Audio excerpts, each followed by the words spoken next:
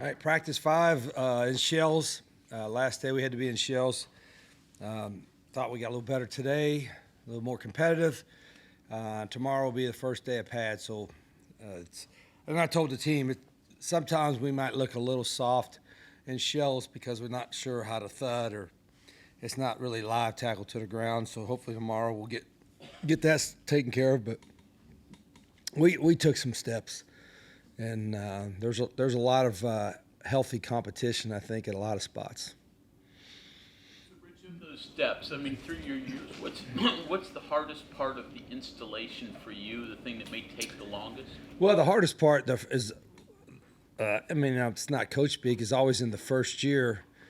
You're still trying to figure out what your guys do best on both sides of the ball. You know, in particular, the quarterbacks. You know, the longer you're with them, you're like, okay, this guy does this better. And you want them all to be able to do everything, but inevitably some guys do certain things more than others. It's because they're all new to us, other than a couple guys that were with us at Jack State.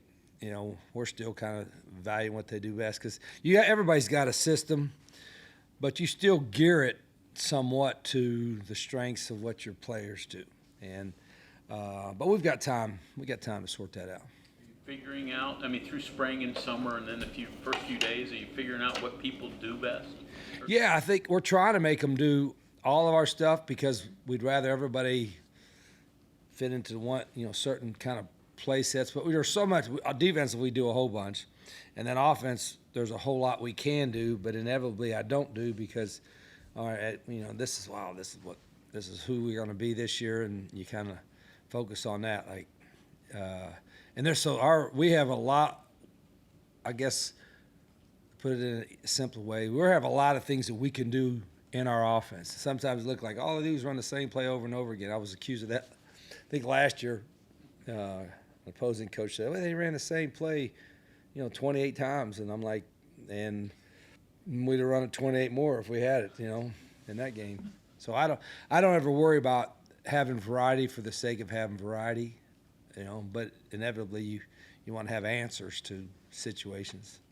You said you made some steps. What are some things that caught your eye that you liked? Well, at the end of practice, it was a little bit more competitive when we went team. We kept score, and I know all these guys play video games and all that, so we kind of kept score in practice in our 7-on-7 and our team stuff. Like the offense won the play, they got a point. If defense won the play, they got a point. If it was a turnover, defense got 3. If the offense scored a touchdown, they got 3. And it usually winds up, you hope, as a head coach, being pretty close, which it did. And then so being within 1 point, we had to end it with the big fat guys doing one-on-one in the goal line. White O-lineman running around. I call them fat, but that's a term of endearment. So don't get all uppity. They call them names. They like that. But anyway, yeah, so we did one-on-one with them, the O-lineman running routes, goal line routes, it took quite a bit of time, for them to get there, even on the 2-yard line. And the D-line was guarding them, press man.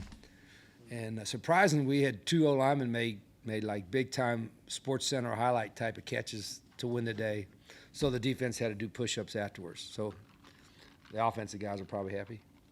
So when we were out there the other day watching practice, Jalen Henderson, he looked in better shape, a little slimmer than what we saw him in spring. I don't know if that's accurate or not.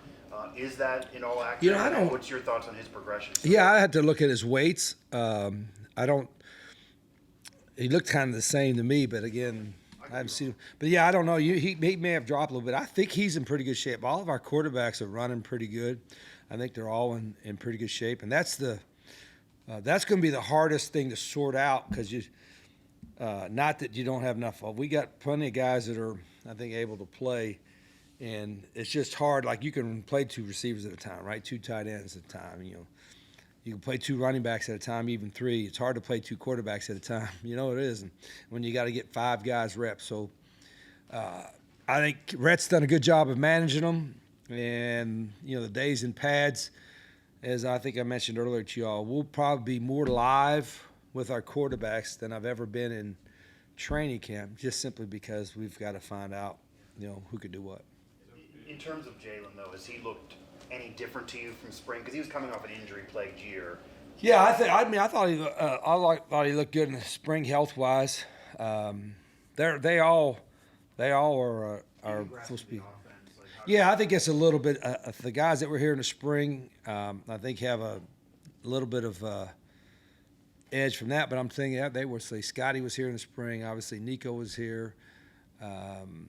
Jalen, Max, and so the only one that didn't really rep through the spring was Khalil Wilkins, and he's done a really good job of catching up. He's probably a little behind because he didn't rep in the spring from a scheme standpoint, but he's a sharp guy, and he's had some good days. So, like I said, that's a job. Rhett and Pat and myself and Travis, we'll probably be talking about these guys every day and what the rotation is, and to give them all a chance, we're not. We're rolling them all in there and see where they're at. But you can see, Jalen's got a little bit of experience.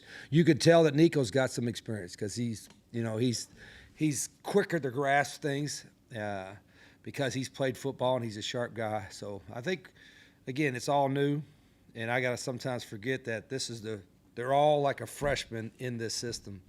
And so we'll be patient to some degree, but I always like yelling at quarterbacks anyway. It's like, what hobbies do you have? It's not working in the garden, right? You know that. So it's yelling at quarterbacks. That's my hobby. Just as good about that position. What's that? Quarterback, you still. Yeah.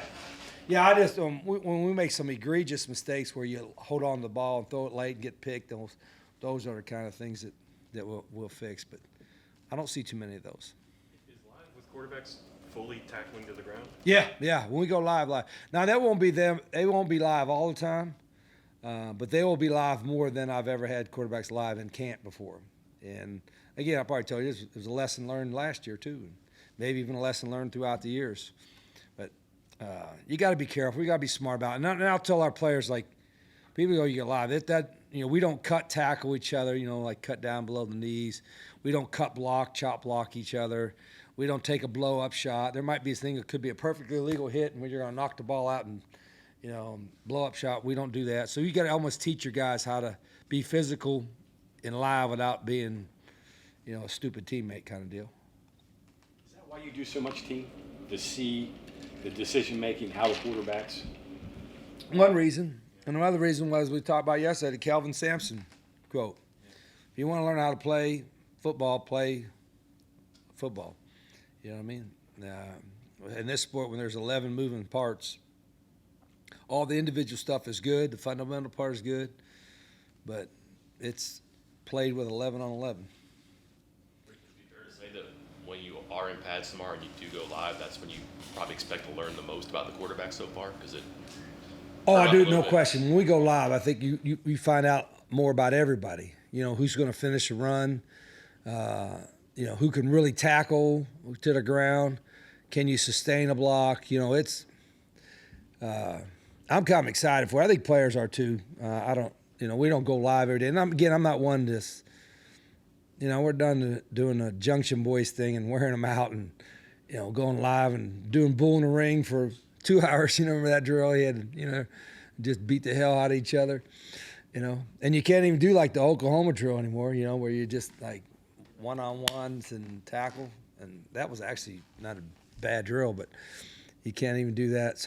But that's okay because you got to play football. And we'll, part of my meeting tonight will be learning our guys how to play good, hard, physical football, but not being stupid or silly with it.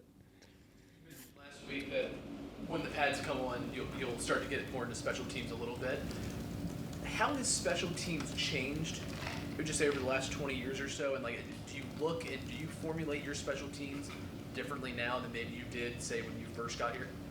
Well, like everything else in football, I think the biggest difference in special teams now that it's more complicated, if that's the word. They're like the punt teams. You used to be everybody in tight, and they did the NFL kind of punt and gap protected, and they punted the ball. And now, we were going spread back in the day, but everybody does spread formations in a punt and unbalanced formations and different tempos and I don't think kickoff return has changed too much. We fair catch a lot. It's hard. These kickers nowadays kick most of them out anyway. But punt blocks has become more complicated. Punt has become a lot more complicated. field goal the same. I think specialists are, seem like they're getting better and better every year too. I mean, you're getting punters that, it's not just the Australian guys that, they're able to punt and roll punt and do all kinds of unique stuff. So it's I think we have to make make sure of all the fancy stuff you could do now.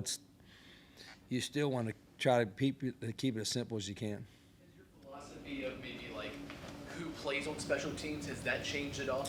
No, I've always been one that and again, we could have more than one guy that's considered a starter. But say there's a guy that's truly a backup, and he might be getting 10 or 15 plays in at that position.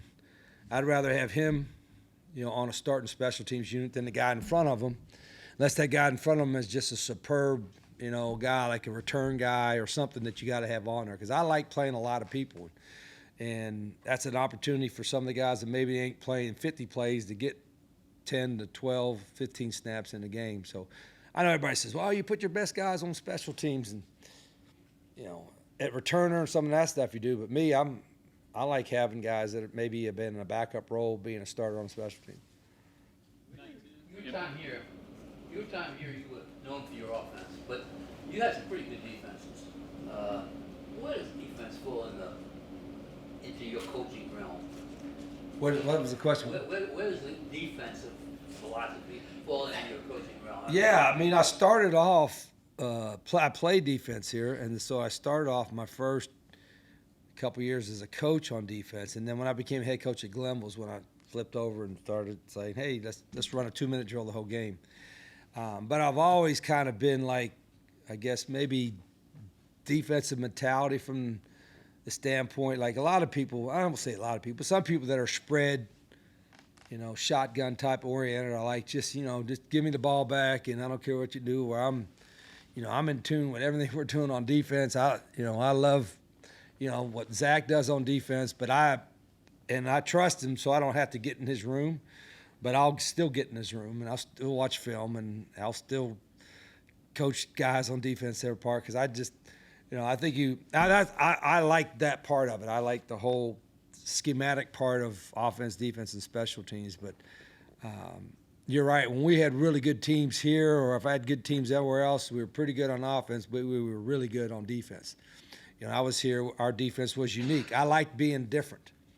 We were different with the odd stack, and Coach Castile was here, and I thought that made us, better. And Zach is different. Zach is completely different than a lot of folks what he does, and I like being different. But you got to be able to coach it, and you got to have obviously great players. Like if I had to say, you had a great offensive lineman and a great defensive lineman, I want both.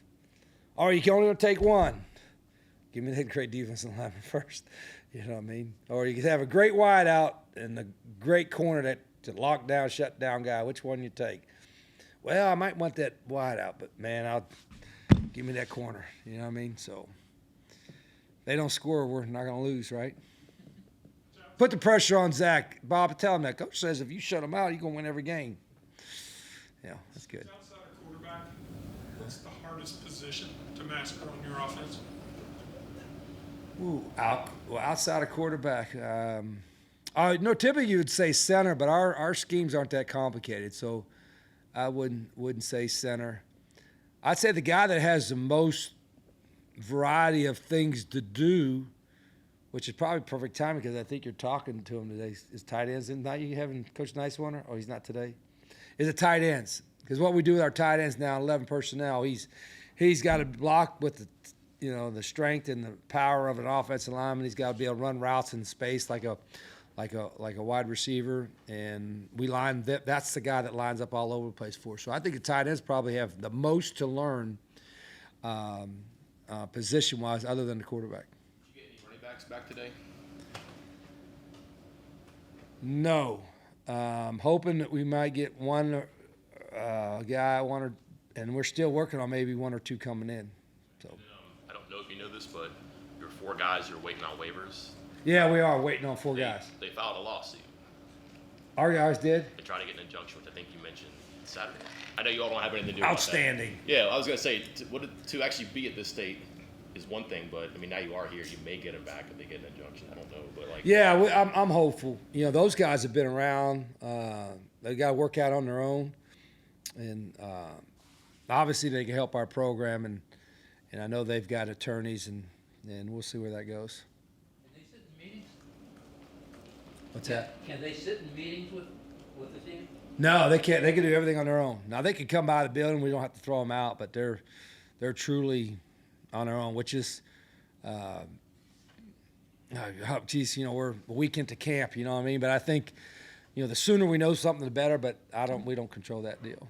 When you recruited him, did you think it would take this long to get? No, the I did waiver? not. Yeah, but that. Because Again, we're seeing approvals from other guys around the yeah, country. and I don't know how long those other guys had things, and that's the frustrating part. You all know when something involved in the court or the process, it usually it's like, God, what's taking so long? But we may not be the only ones, or they may not be the only ones that are trying to, find out what the deal is. Okay, thank you.